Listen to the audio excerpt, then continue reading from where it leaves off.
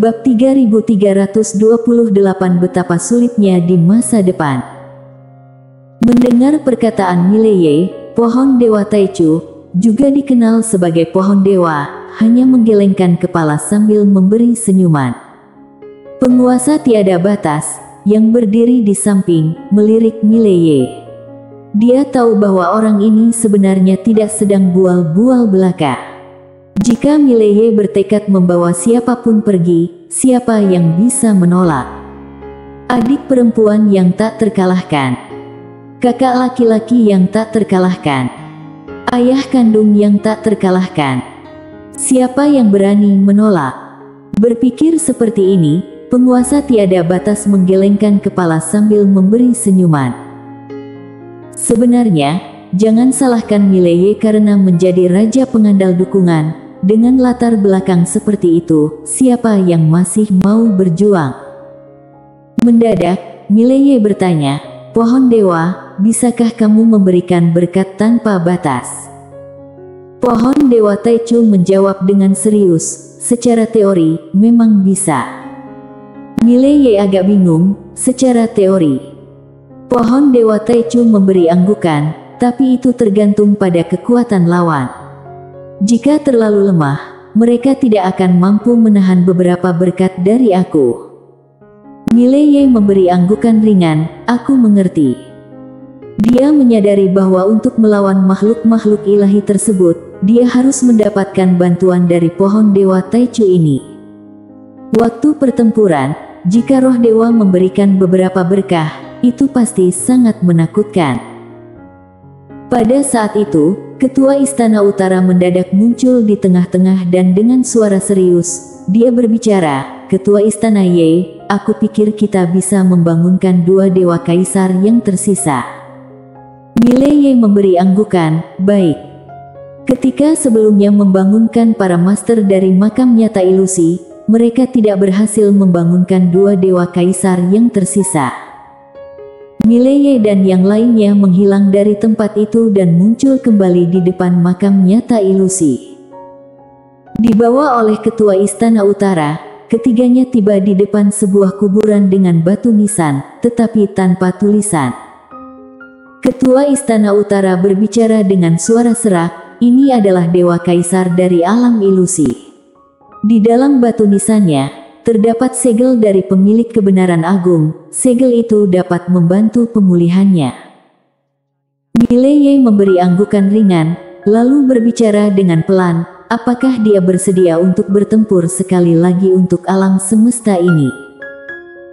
Ketua Istana Utara berdiam sejenak sebelum menjawab, "Dewa Kaisar ini seharusnya akan setuju, karena pada masa itu, seluruh sekte miliknya gugur dalam pertempuran di medan nyata ilusi dan akhirnya hanya tersisa dia.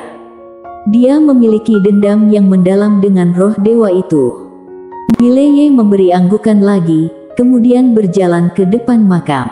Dia menghela nafas pelan dan dengan cepat merasakan segel yang ditinggalkan oleh pemilik kebenaran agung di dalam makam.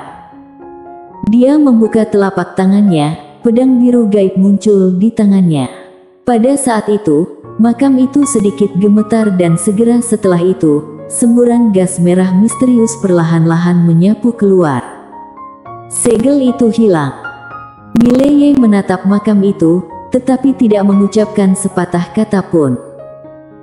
Pada saat itu, makam itu mendadak perlahan-lahan terbuka kedua sisi dan segera setelah itu, seorang tua perlahan-lahan melangkah keluar. Dewa Kaisar dari alam ilusi. Ketika tua itu muncul, ruang waktu di sekitar tempat itu langsung menjadi terdistorsi. Hanya dengan satu jejak napas, ruang waktu di sekitar tempat itu sudah gemetar. Dewa Kaisar dari alam ilusi memandang Mileye, dan setelah sejenak, dia berbicara dengan lembut, "Pemilik kebenaran agung memilihmu." Mileye memberi anggukan. Alam ilusi memalingkan pandangan ke langit dan dengan pelan berbicara, "Aku merasakan hembusan napas dari roh dewa itu, mereka kembali lagi." Mileye menatap dewa kaisar dari alam ilusi, "Tidak tahu apakah kamu bersedia untuk bertempur sekali lagi untuk alam semesta ini?" Dewa Kaisar dari alam ilusi tertawa besar, apa masalahnya dengan itu? Mendengar itu, Mileye memberi anggukan sedikit. Dengan kehadiran master sejati ini, tentu saja itu adalah hal yang sangat baik. Kaisar Dewa dari alam ilusi mengukur Mileye dengan pandangan, lalu tersenyum, kamu memang luar biasa. Sayangnya, kamu tidak lahir di era kita. Dengan berbicara begitu, dia berhenti sejenak, kemudian menggelengkan kepala, tidak lahir di zaman kami juga bukan hal yang buruk. Jika kamu lahir di zaman kami, maka siapa yang akan memimpin zaman seperti sekarang ini? Mileye berbicara dengan suara berat, senior, sekarang roh dewa itu kembali lagi, aku sudah bertarung dengan mereka dan mereka memang sangat kuat. Aku ingin tahu, bagaimana kamu dan yang lainnya pada masa itu berhasil mengalahkan mereka. Meskipun dia mampu membunuh dewa pembunuh, orang lain tidak bisa melakukannya. Penguasa tiada batas bahkan tidak bisa. Hal ini membuatnya sangat bingung. Dewa Kaisar dari alam ilusi menjawab dengan serius, memang, mereka tidak bisa dibunuh, tetapi mereka dapat melemah. Mileye mengerutkan kening, melemah. Dewa Kaisar dari alam ilusi memberi anggukan, setiap kali mereka dibunuh, meskipun mereka bisa hidup kembali, namun mereka akan menjadi lemah. Semakin banyak kematian, semakin lemah mereka akan menjadi. Dan ketika mereka lemah pada tingkat tertentu, kita dapat menyegel mereka. Mileye berbicara dengan suara berat, apakah pada masa itu pemilik kebenaran agung tidak dapat membunuh mereka? Dewa Kaisar dari alam ilusi berbicara dengan lembut, dia bisa. Tetapi hanya dia yang bisa. Mileye terdiam. Pemilik kebenaran agung memang memiliki kemampuan yang luar biasa. Dewa Kaisar dari alam ilusi melanjutkan, beruntung pada masa itu dia membantu, jika tidak. Sambil berbicara begitu, dia menggelengkan kepala sedikit tanpa melanjutkan. Mileye bertanya, setelah pertempuran pada masa itu, dia pergi, bukan?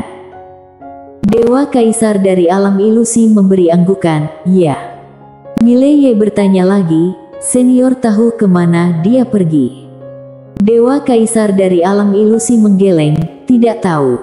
Setelah pertempuran pada masa itu berakhir, dia mengatakan bahwa dia akan pergi. Kami juga bertanya, tetapi dia tidak memberikan jawaban pasti. Dia hanya mengatakan bahwa untuk dunia ini, baik kami maupun dia telah berusaha sebaik mungkin. Jika suatu hari nanti terjadi perubahan, kami dapat memilih untuk tidak bertanggung jawab, karena akan ada seseorang yang akan mengambil alih. Mendengar itu, wajah Mileye langsung menjadi gelap. Sialan. Ada yang akan bertanggung jawab. Sialan. Apakah ini tidak sama dengan berbicara bahwa dia sendiri yang akan melakukannya? Tidak heran orang itu menyerahkan sekte Taoisme kepadanya. Ini tidak bagus. Penguasa tiada batas juga menggelengkan kepala di sampingnya. Dia tahu bahwa raja pengandal dukungan ini telah diatur oleh pemilik kebenaran agung. Dewa Kaisar dari alam ilusi menyaksikan Mileye dan dengan lembut berbicara, bagaimanapun juga, dia memilihmu dan kami akan mengikuti kamu. Mileye menggeleng sambil memberi senyuman. Dewa Kaisar dari alam ilusi berbicara, aku akan pergi menyaksikan tempat-tempat kenangan dulu. Saat pertempuran besar terjadi, aku pasti akan muncul. Setelah berbicara demikian, tubuhnya bergetar dan langsung menghilang di ujung langit bintang. Mileye menyaksikan langit sejenak, kemudian menatap Ketua Istana Utara. Ketua Istana Utara memberi anggukan ringan, ikuti aku. Sambil berbicara, ia membawa Mileye dan penguasa tiada batas ke depan sebuah kuburan. Pemimpin Istana Utara menatap makam di depannya. Di sini terbaring Kaisar Dewa dari teknik Tao, orang paling luar biasa di antara para praktisi Taoisme pada zamannya. Selain pemilik pena kebenaran agung, dia adalah orang yang paling luar biasa. Kekuatan beliau sungguh-sungguh menakutkan. Pada pertempuran 1 lawan 4, ia berhasil mengalahkan 4 Raja Dewa. Meskipun pada akhirnya ia terluka parah dan aturan Tao serta hukumnya tersebar di seluruh alam semesta, ia dengan gigih membunuh keempat Raja Dewa tersebut ratusan kali dan akhirnya menyegel mereka. Ketika berbicara begitu, ekspresi serius melintas di wajahnya. Orang besar ini sungguh sangat kuat, dia adalah pemimpin di antara 9 Dewa Kaisar sejati. Dewa Kaisar sejati. Mileye memberi anggukan ringan, kedua matanya perlahan ditutup dan dengan cepat, dia sekali lagi merasakan kekuatan segel yang ditinggalkan oleh pemilik kebenaran agung. Mileye mengeluarkan pedang biru gaib dan dengan getaran ringan dari pedang itu, kekuatan segel segera terdispersi. Pada saat itu, makam mendadak terbuka kedua sisi dan seorang pria paruh baya melangkah keluar. Saat dia muncul, seluruh langit dan bumi mendadak gemetar, kemudian di mata Mileye dan yang lainnya, langit dan bumi langsung terbelah. Menyaksikan adegan ini, wajah Mileye segera menjadi serius. Kekuatan yang sangat kuat. Dewa Kaisar Teknik Tao membuka mata perlahan, dia menyaksikan sekeliling dengan tatapan bingung. Setelah beberapa saat, dia menyaksikan ke arah Mileye, apakah kamu orang yang dia pilih? Mileye memberi anggukan. Dewa Kaisar Teknik Tao tetap diam tanpa berbicara kata. Mileye bertanya, "Senior, apakah kamu bersedia untuk bertarung sekali lagi untuk alam semesta ini?" Dewa Kaisar Teknik Tao menatap Mileye sejenak, lalu berbicara, "Tidak bersedia." Mileye terkejut, tidak mengikuti alur cerita. Dewa Kaisar Teknik Tao menyaksikan sekelilingnya dan dengan lembut berbicara, "Aku tidak memiliki hutang apapun kepada alam semesta ini." Sambil mengatakan itu, dia berbalik dan pergi. Mileye mendadak berbicara, "Senior." Dewa Kaisar Teknik Tao berbalik dan menyaksikan Mileye. Mileye ragu sejenak, lalu memberi senyuman, "Senior, hati-hati ya."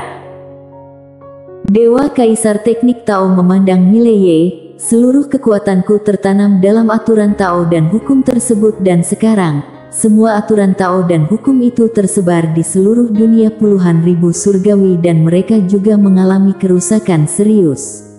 Kami semua memerlukan waktu. Aku harap kamu bisa memahami."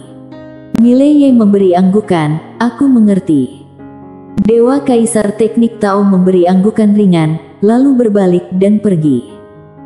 Dalam sekejap, dia menghilang dari pandangan mereka. Mileye menyaksikan ke arah Dewa Kaisar Teknik Tao yang pergi, lalu berbicara dengan pelan, "Penguasa tiada batas, mulai sekarang, aku mohon bantuan dan dukunganmu lebih lanjut." Penguasa tiada batas bingung. Bersambung.